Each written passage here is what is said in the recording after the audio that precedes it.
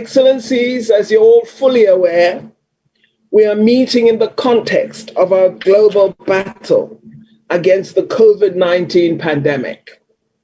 The pandemic has had severe effects on our countries, and yet in a strange way, it has also united us in a manner reminiscent of the solidarity that the Organization of African Union led against South Africa's apartheid regime. While we are not yet at a level that allows a full focus on post-COVID recovery, I believe it will be logical to use our precious unity to devise solutions that will allow Africa to grow together. This crisis has created an unprecedented opportunity to devise innovative responses to new challenges and problems. The Executive Council may need at a later stage, not today, to initiate an AU-led reflection on what next and how should we continue to effectively coordinate. Since the outbreak of the COVID-19 pandemic on the continent in March 2020, African countries have made huge strides in containing the spread of the virus. I might say we have confounded the world in the manner of our response. The achievements recorded so far can be attributed to the proactive initiatives undertaken by all our leaders and our countries as a collective of Africa under the decisive leadership of the African Union Bureau, with the support of the chairs of the regional economic communities, the African Centers for Disease Control, and the chair of the African Union, His Excellency President Cyril Ramaphosa. The most important public health measure to prevent COVID-19 is a vaccine. For the past year, efforts have been underway to find vaccines that are both safe, affordable, and effective. We finally have achieved the goal, with a number of vaccines having undergone clinical trials and having passed stringent safety tests. The production of the vaccines has begun in earnest. However, as all distinguished members of the Council know, vaccines are costly. All our countries must get vaccines, and we must get them speedily. It is vital for the global containment of COVID-19 that vaccinations take place in all countries and among all our populations. We're all aware of the challenges of accessing vaccines for the global South, particularly our own continent, Africa. The developed North, which has substantial financial resources, has purchased the largest stocks, while we in Africa are still struggling to get our fair share. The painful irony is that some of the clinical trials for these vaccines were indeed carried out in our continent. In other cases, some vaccines are packaged right here on the continent, and yet we as Africa struggle to access them for our populations. This, we believe, is one of the strategic opportunities. Maintenant, on a besoin de traduction parce que This, we believe, is one of the strategic opportunities we should address through advice and leadership of our AU subsidiary bodies. Our Agenda 2063 envisions a bold, confident, capable, efficient African Union able to address tasks presented by an emergency of this enormity. In an attempt to act, India and South Africa, working together, have proposed a TRIPS waiver in response to the pandemic. We have called on the World Trade Organization to temporarily waive specific TRIPS obligations in relation to the prevention and treatment of COVID-19. For, we have said, a defined period and within defined parameters. We thank many of the African member states of the WTO for their decision to support this important initiative. If agreed to, this would enable countries on the continent and elsewhere to access active pharmaceutical ingredients and to benefit from technology transfer, including the know-how to manufacture vaccines in Africa at a cheaper cost. Distinguished colleagues, beyond the pandemic, we also have to ensure our African Union executes our agreed reform agenda effectively. We have adopted many decisions since launching the African Union, yet we have not yet built fully functional machinery with quality execution, appropriate financial administration and management, and a key focus on development outcomes. We have made progress yet in 2021. The implementation phase of the African Continental Free Trade Area is underway, and that is history. We call on our AU member states to finalize all the outstanding issues on the African Continental Free Trade Area by June 2021, as agreed during the extraordinary summit of the African Union of December 2020. The vision of Agenda 2063 is realizable if all of us act with energy and determination. Dear Excellencies, as we, South Africa, exit this chairship, we cannot ignore the important issue of the budget situation of the organization and its implications for the implementation of the priorities of the African Union. It is imperative that we become self-sufficient. Even more critical in the maintenance of peace and security on the continent is the active realization of the Peace Fund.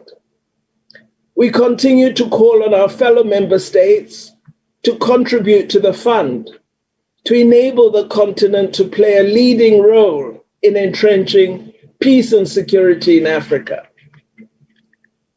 We've entered a new year, a new focus, and we enter a new leadership. Our theme for this year, that of arts, culture, and heritage, levers for building a prosperous, peaceful, integrated, and resilient Africa in the context of multi-sectoral challenges, is an exciting one. The theme highlights the contribution of arts, culture, and heritage as catalysts for our socioeconomic development and creates an opportunity for us to showcase these attributes of Africa. I'm looking forward to our discussions and our decisions today as the Executive Council, as I believe the work we will do will advance the goals and objectives of our great organization, the African Union. I thank you for the privilege of listening to my opening remarks, and I now invite the Chairperson of the African Union of the Commission of the African Union to present his opening remarks. Excellency. Honorable Dr. Naledi Pandor, Minister of Foreign Affairs and Cooperation of the Republic of South Africa, Chairperson of the Executive Council. Honorable members of the Executive Council, Deputy Chairperson of the African Union, Commissioners, Presidents of the Commissions and Executive Secretaries of Regional Economic Communities, heads of African Union's organs, ladies and gentlemen, may I, with the convening of your 38th ordinary session, extend to you all my best wishes for health and prosperity, with the hope that the year 2021, despite the fact that it dawns with new concerns related to variants of the virus of COVID-19, will witness the end of the ordeal for our continent and for the world. May I to commend in particular the leadership and tonus of the Chairperson of the Executive Council, Dr. Naledi Pandor, who ensured with patience and professional talent the smooth functioning of our Executive Council by taking the necessary decisions for fulfilling the obligations related to its mandate. Exactly 4 years ago, my very dear sister Naledi, I was chairing, like you know, the Executive Council. And it is with some emotion that I found some of my former colleagues, members of the big family of ministers of foreign affairs, of which I formed part for a little less than 10 years. I must confess that it brings a feeling of nostalgia. At the end of my first term of office, at the helm of the Commission, I would like to express all the pleasure I had in working with you all, in learning from your experiences and your contributions, and in enriching myself with your diversity in order to better understand and serve Africa. Excellences, Mesdames et Messieurs les ministres, vous allez tenir une fois encore un conseil ordinaire en visioconférence. La COVID-19, en effet, crée une situation exceptionnelle, nous contraignant à changer totalement nos méthodes de travail. Votre ordre du jour a certes été adapté à cette contrainte, mais je suis convaincu que vos délibérations qui porteront sur les dossiers prioritaires du continent n'en seront pas moins fructueuses.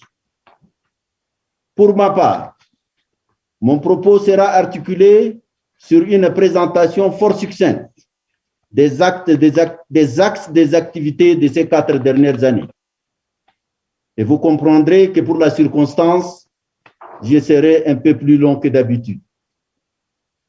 Ces axes présentés dans leurs grandes lignes mentionnent les réalisations majeures du mandat, mais également soulignent les défis à relever pour aplanir le chemin conduisant à l'Afrique que nous voulons, notre ultime objectif. L'intégration régionale, les infrastructures, la gouvernance démocratique, la paix et la sécurité, la réforme institutionnelle, la santé, les affaires sociales, la science et l'innovation, l'environnement, l'autosuffisance alimentaire, le rapprochement de l'Union africaine des populations et enfin l'affirmation de l'Afrique sur la scène mondiale constituent les points marquants de ces priorités. La mise en œuvre des priorités stratégiques de l'agenda 2063 a inscrit à son actif 2 réalisations majeures, à savoir d'une part le premier rapport continental qui examine et consolide l'état de mise en œuvre de l'agenda dans les États membres et dans les CER, et d'autre part la transformation effective d'une EPAD en agence de développement de l'Union africaine appelée à prendre en charge la coordination et l'exécution des projets régionaux et continentaux, notamment les infrastructures de base. À ce niveau, des importants défis sont à relever. La présentation par tous les États membres et toutes les communautés économiques régionales de leurs rapports nationaux et régionaux d'une part, et la mobilisation pour l'Agence de développement de l'Union africaine, le NEPAD, des ressources financières conséquentes d'autre part. Le panorama de l'intégration régionale au cours du mandat s'est enrichi d'un ensemble de réalisations dont les plus marquantes sont, entre autres, l'opérationnalisation de la zone de libre-échange continentale africaine lancée le 1er janvier dernier, le lancement du marché unique africain de transport aérien, l'adoption du protocole sur la libre circulation et des lignes directrices du passeport africain. Il y a également lieu de faire référence à la mise en œuvre du plan détaillé de l'agriculture en Afrique, des infrastructures de l'énergie et la réponse au changement climatique. Ces avancées, si elles sont remarquables, nous interpellent encore fortement par les défis qui bloquent leur développement effectif. À titre d'exemple, le fonctionnement optimal de la zone de libre-échange continentale repose sur deux préalables clés, à savoir d'une part l'entrée en vigueur du protocole sur la libre circulation dont le taux de ratification reste encore en deçà du seuil requis, et d'autre part l'engagement intégral de toutes les parties prenantes, tant du secteur privé que du secteur public. Une forte stimulation du commerce intra-africain paraît également de première nécessité. En matière de gouvernance démocratique, de paix et de sécurité, la Commission a ancré ses activités à la confluence de deux instruments clés que sont l'architecture africaine de gouvernance et l'architecture africaine de paix et de sécurité. Dans cette optique, les activités suivantes ont été déployées. La facilitation du règlement pacifique des différends en vue de faire taire les armes, l'opérationnalisation d'un fonds pour la paix doté de presque 200 millions de dollars américains, la mise en place d'un sous-comité du COREP sur les droits de l'homme, la démocratie et la gouvernance, le protocole sur l'apatridie et sur les droits à la nationalité, le cadre des politiques de l'Union africaine en matière de justice transitionnelle, le cadre de réalisation au niveau continental sur femmes, paix et sécurité et l'opérationnalisation des Femmes Wise Africa et les lignes directrices de l'Union africaine relatives aux élections durant la COVID-19. Excellences, Mesdames et Messieurs, l'année 2020 était initialement programmée comme année ultime pour faire taire les armes, année à partir de laquelle la paix démocratique fonctionnerait comme un puissant levier de justice et de développement socio-économique. Au résultat, je constate que nous n'en sommes qu'à mi-chemin. La montée de l'extrémisme violent, le radicalisme religieux, les conflits post-électoraux, les assauts récurrents des groupes terroristes, le réveil violent du communautarisme, les diverses expressions socio-économiques du déficit de gouvernance publique sont autant de défis que les États membres appuyés par l'Union doivent relever pour inscrire le continent sur la trajectoire irréversible de la modernité politique. Dans les domaines de la santé, du développement social, de l'environnement, de l'autosuffisance alimentaire, de la science et de l'innovation, la Commission a concentré ses efforts sur les urgences sanitaires et sur le renforcement de l'éducation dans le domaine de la science, de la technologie et de l'innovation. À ce titre, un ensemble d'actions portant sur les réponses rapides, efficaces et coordonnées à Ebola et à la COVID-19, l'adoption de l'Agence africaine des médicaments et une série de mesures qui concernent la drogue, le crime organisé, la migration, l'éducation et l'enseignement supérieur, l'environnement, les migrants africains, les personnes handicapées, les enfants, etc. a été conduit par les différents départements de la Commission. À ce stade, je voudrais relever que la pandémie à coronavirus s'est imposée à nous, comme au reste du monde, et continue de bouleverser tous les schémas de fonctionnement et de développement de nos États et de notre organisation continentale.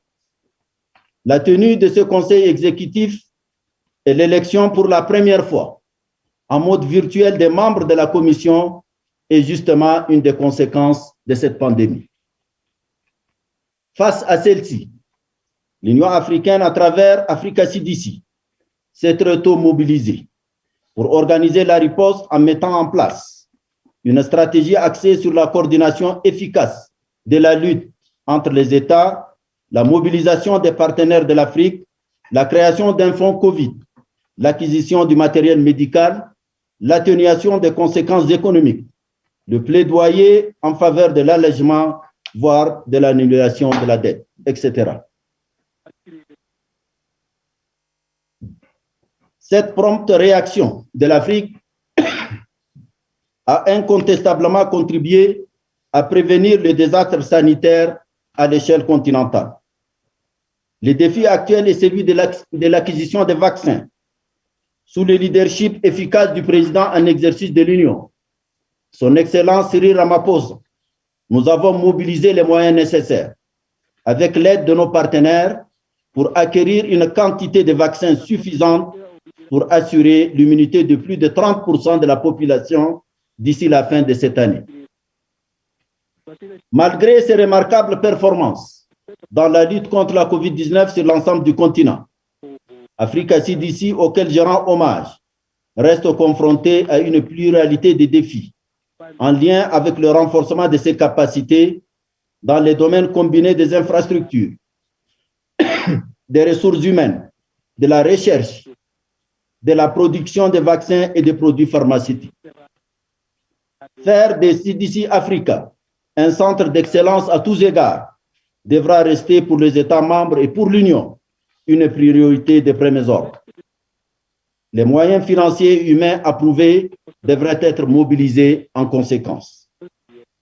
S'agissant du rapprochement de l'Union africaine et des citoyens, la Commission a concentré ses efforts sur l'amélioration et la communication et la sensibilisation sur l'implication des citoyens et de la diaspora, sur la mise en œuvre de la politique en matière de genre de l'Union et sur la place faite aux jeunes.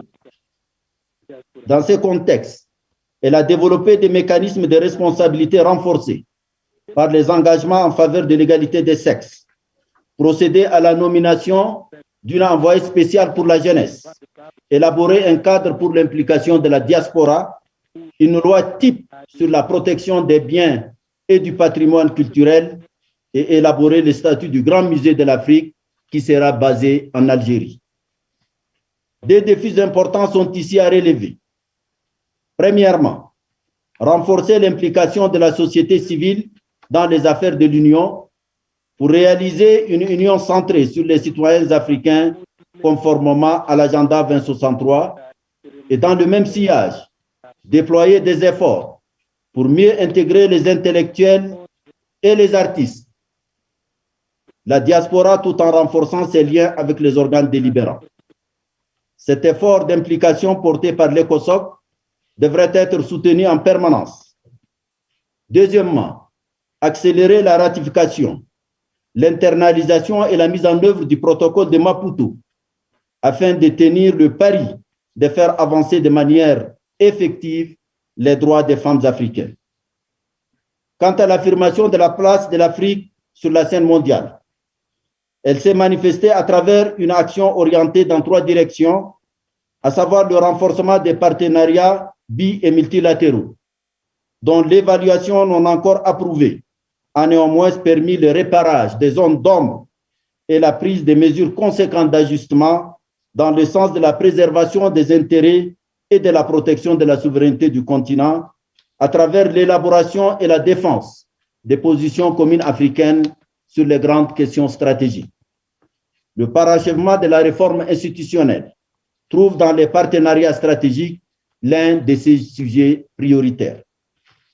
Quant à la réforme de l'Union africaine, elle s'est amorcée par les réformes budgétaires et institutionnelles, ayant abouti à l'adoption d'une structure départementale de la Commission, des méthodes rationalisées de travail orientées vers les résultats, sur fond d'obligations réditionnelles et d'un nouveau système de recrutement du personnel, mobilisant au plus haut point les ressources technologiques les plus avancées qui réduisent à minima l'intervention humaine.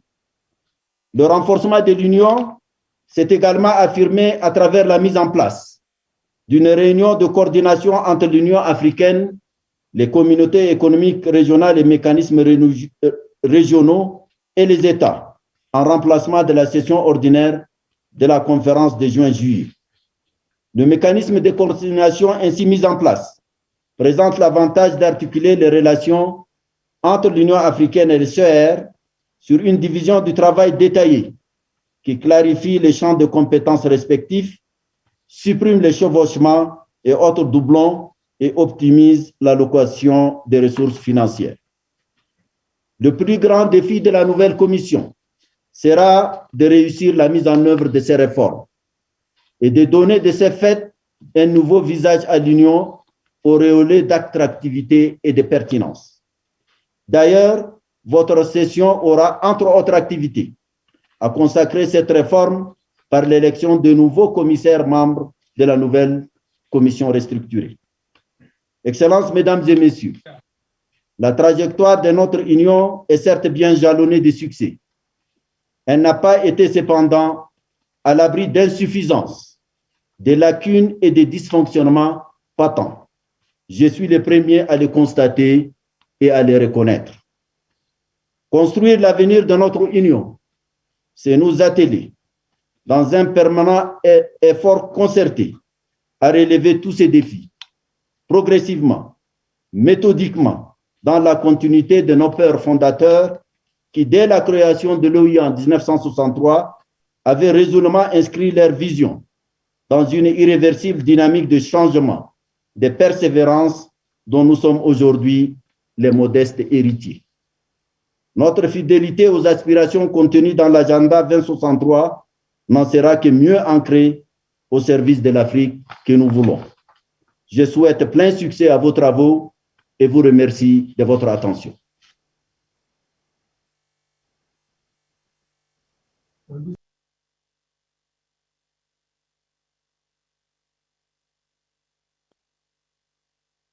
Chairperson of the Commission, Mr. Mohammed, for his opening statement. I do note that he included many aspects which should be in his report that will be considered at item 4. Nevertheless, we welcome the opening statement. Dear colleagues, this concludes the opening ceremony. And I hope, Madam Chief of Protocol, that you allow me to proceed to the second part of our program. Excellency. You can proceed, Excellency.